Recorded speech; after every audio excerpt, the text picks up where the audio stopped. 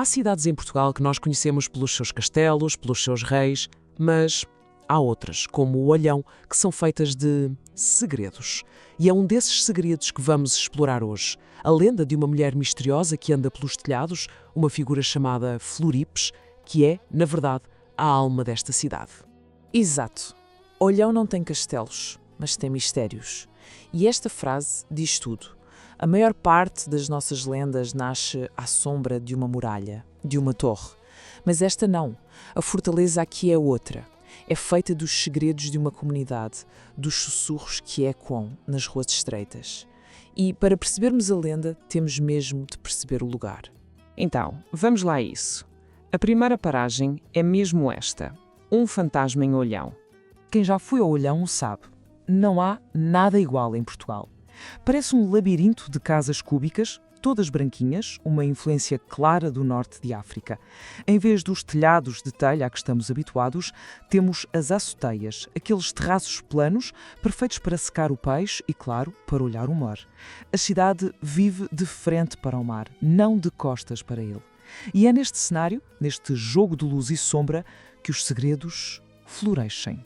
E é aqui, neste cenário, que há séculos se guarda uma história. O segredo da mulher que caminha sobre os telhados. Dizem os mais velhos que, em certas noites, uma figura de uma beleza quase irreal passeia por cima das casas. E não é um fantasma qualquer, não. Ela tem um nome, uma história e um pedido que ainda ninguém conseguiu cumprir. E o pedido é este: leva-me contigo para o outro lado do mar, mas não olhes para trás. É aqui que está o nó da questão. É um apelo feito a um pescador solitário, uma proposta que é ao mesmo tempo uma promessa de riqueza e um teste de fogo. É aqui que a lenda ganha vida. E que maldição é essa? Quem é esta mulher? Vamos agora perceber a fundo a maldição da princesa. Bem, Floripes, a lenda diz que ela não é uma alma penada comum. É uma mulher belíssima, sobrenatural. Uma princesa moura que ficou para trás amaldiçoada durante a Reconquista. Imagina a cena. O pai, na pressa da fuga, deixa a filha para trás e ela fica presa por um feitiço. E o que é que ela quer? Bem, a lenda fala de um tesouro enorme que ela guarda. Mas, na verdade, isso é secundário. O verdadeiro prémio, aquilo que ela mais anseia, é a liberdade. É livrar-se desta maldição. Ela está presa. Presa entre o mundo dos vivos e dos mortos, à espera que alguém a salve. E como é que isso acontece? Bem, há uma espécie de ritual. Tudo começa com um pescador, sozinho, durante a noite. Ele encontra a Floripes. Ela lança-lhe o desafio, a forma de quebrar a maldição. O teste em si pode mudar um bocadinho de versão para versão. Umas vezes é levá-la ao colo até uma ilha sem olhar para trás, noutras é usar um punhal para acabar com o feitiço. Mas o quarto passo é sempre igual. O pescador, claro, aceita o desafio. Mas o medo ou a dúvida ganham sempre. Sempre. No momento crucial, quando está quase a conseguir, a coragem falha. O pescador olha para trás. E pronto. Tudo se desfaz. A Floripes desaparece, dizem que com um lamento terrível, e fica condenada por mais um século. É um ciclo. Um ciclo trágico de esperança e fracasso. Ok, mas esta história vem de onde? É só um conto de fantasmas para assustar pescadores ou há aqui algo mais? Vamos ver. Os ecos da história. A Floripes, na verdade, faz parte de uma tradição muito portuguesa, a das Mouras Encantadas. Quem nunca ouviu falar delas? São quase sempre um espírito mouro, belíssimo, preso por um feitiço a guardar um tesouro. Normalmente perto de uma fonte, de uma gruta. Mas a Floripes é diferente. Ela não guarda uma fonte. Ela guarda o mar.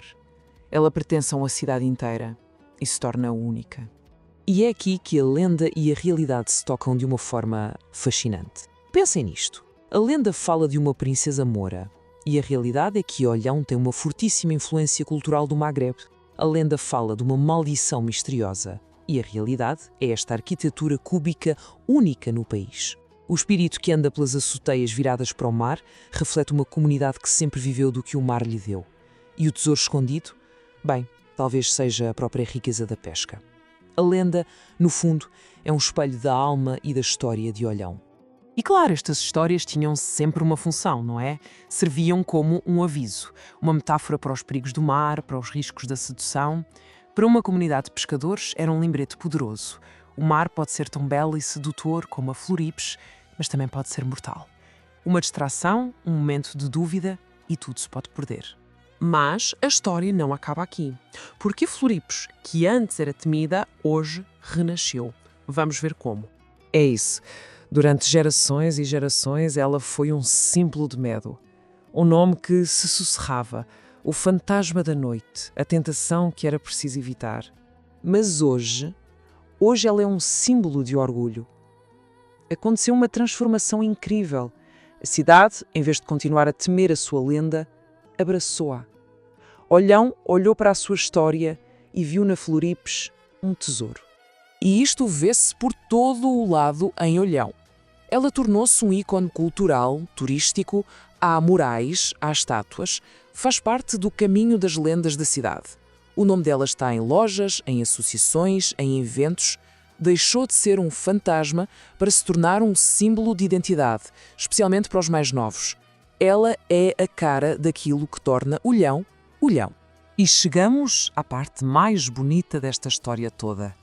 A Floripes já não precisa de ser salva. Ela, que tanto queria libertar-se, encontrou a liberdade da maneira mais inesperada. Tornou-se a própria cidade. Já não precisa de um pescador para a salvar. O seu povo, ao celebrá-la, já a salvou. E esta frase resume tudo na perfeição.